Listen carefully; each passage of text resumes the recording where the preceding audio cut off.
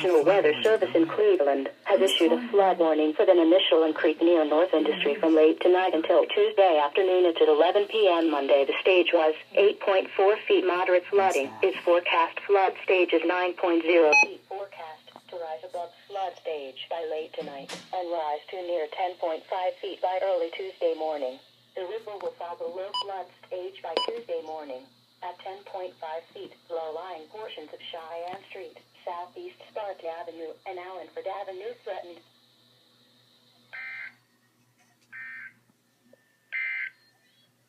At 11